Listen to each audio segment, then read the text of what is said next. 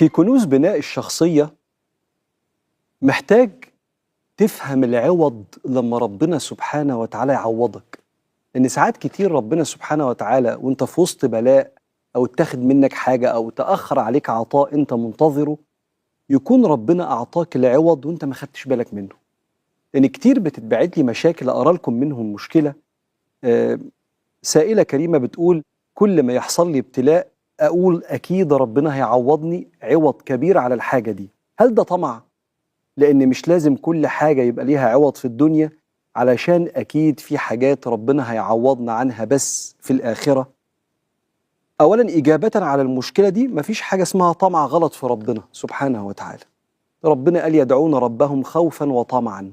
فأنت اطمع في ربنا فوق ما تتمنى، واعمل حسابك ان ربنا سبحانه وتعالى خزاينه مليانه من البشر ومن الفلوس ومن كل عطاء دنيا واخره، فاطمع براحتك. المهم بس ان الطمع ده ما يكونش فيه اذيه لحد. اما بالنسبه للعوض، فانتظار العوض من ربنا عباده. انتظار الفرج عباده. ليه؟ لان انا منتظر الفرج، اذا انا على يقين انه جاي، وده حسن ظن بربنا، ودي من اجل عبادات القلوب. بس الفكرة ان انا قاعد مستني، لان عامل الوقت بالنسبة للبني ادم وخلق الانسان عجولة. لو انت سألتني انت عايز ايه، اقول لك كل اللي اتمناه يجي بسرعة. عشان كده ربنا سبحانه وتعالى علمنا ان احنا نثق في اختياره للتوقيت. فقال في القرآن: وإن من شيء إلا عندنا خزائنه وما ننزله إلا بقدر معلوم. القدر ده توقيت وكمية وكيفية. وبالتالي المشكلة دي الإجابة عليها لا انتظر العوض من ربنا سبحانه وتعالى، بس العوض بيجي في 4 صور. الصورة الأولانية إن ربنا سبحانه وتعالى لو خد حاجة من الدنيا من إيدينا ممكن يدينا بديل ليها أحسن. حكلنا ربنا عليها في سورة الكهف.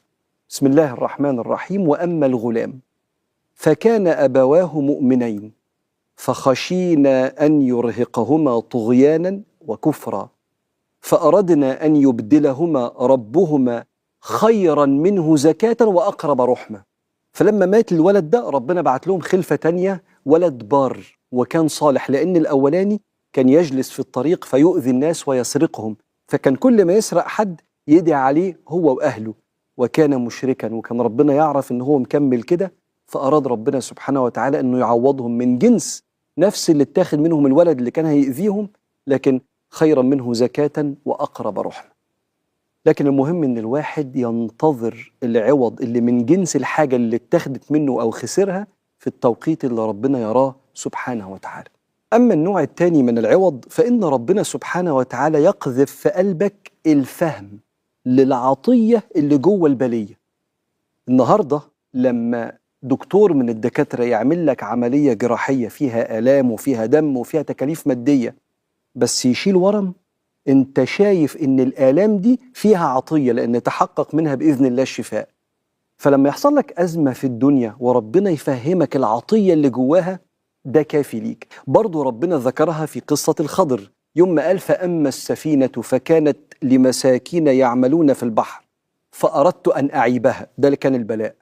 طب وليه تعمل كده؟ ليه تأذي الناس؟ قال: وكان وراءهم ملك يأخذ كل سفينة غصبا. وكأن كان في أزمة كبيرة جدا هتحصل، وممكن يحصل لهم إبادة وقتل، لكن حصل لهم أزمة في السفينة، هتتأخر السفرية، هيتأخر الرزق، هيتأخر الخير، أحسن ما كان يحصل لهم أزمة كبيرة جدا في نفسهم أو في السفينة كلها في المال ويتاخدوا عبيد. وكأن العطية لما فهمناها جوه البلية قلنا الحمد لله إن ده اللي حصل. فكان العوض هو الفهم. أما النوع الثالث من العوض هو أن ربنا سبحانه وتعالى وإن أبقى المشكلة يخففها من على كتافك بإعطائك نعم تانية أو انشغالات تانية، أو يقذف في قلبك الزهد تجاه حل المشكلة دي. ناس كتير ممكن بعد المرض لم يتم شفائهم وعاشوا بالمرض، أو عمل حادثة وحصلت له عاهة معينة عاش بيها. في الأول كانت تقيلة على كتافه قوي، وكان في معاني كتيرة تشعره بالعجز. بعد شوية ربنا سبحانه وتعالى رزقه التأقلم مع المرض، مع العجز، مع المشكلة المالية اللي غيرت مستوى معيشتهم. وبقى عنده معاني تانية في الحياة مخليه مستغني بالمعاني دي، فخفت المشكلة وإن كانت باقية. وربك في القرآن بيقول: ما أصاب من مصيبة إلا بإذن الله ومن يؤمن بالله يهدي قلبه. وكأن حصل شيء من الإيمان إن ربنا أرزاقه واسعة، ولو خد من حتة بحكمته هيفتح أبواب كتير برحمته. أحد الصالحين كان مريض، فواحد دخل عليه قال له: أنت مش موجوع من المرض؟ فقال: جسد يملكه ربه، إن شاء عذبه وإن شاء رحمه وإن بعثه خلقا جديدا. وإيه اللي حصل؟ حصل نوع كده كأنه طلع بره كده، بيسموها بالكوني فيو، طلع بره كده وبص على حياته. هو العيان ده إيه؟ دي حاجة ربنا، الجسد ده ملك ربنا، ربنا اللي بيملكه. عايز يتألم شوية إرادته، أنا هعاكس إرادة ربنا. عايز يرحمه ويشفيني، هيعمل كده، يفعل ما يريد وهو أرحم بيا من نفسي. طب ولو مت؟ خلاص يبعثه خلقا جديدا وروح بقى للرحمة الواسعة عند ربنا في الجنة في القبر. وكأن قذف في القلب معنى كان هو العوض، رغم بقاء المشكلة خلى المشكلة خفيفة عن الكتاف قوي. أما النوع الرابع من العوض فهو العوض بالله سبحانه وتعالى، إن البني آدم يتملي قلبه بالاستغناء فقط بوجود ربنا في حياته. وكفى بالله شهيدا، شهيدا يعني حاضر. اللي قال فيها سيدنا علي بن أبي طالب، وانت حافظ أكتر مني، يوم ما قال: ماذا فقد من وجد الله وماذا وجد من فقد الله. واللي قال فيها سيدنا ابن عطاء الله السكندري: ليخفف عنك ألم البلاء علمك بأن الله هو المبلي، فالذي واجهتك منه الأقدار هو الذي عودك حسن الاختيار. انت عارف الشخص اللي مستغني بربنا وواصل لمرحلة عالية هنا، أحداث الحياة كلها باللي فيها بالأشخاص عنده زهد فيها. زهد يعني مش مثلا مش ما بيحبش الفلوس أو ما بيحبش البشر، ما بيحبش الغنى، هو بيحب ده كله، بس جاي مرتبة تانية بعد إن ربنا في حياتي.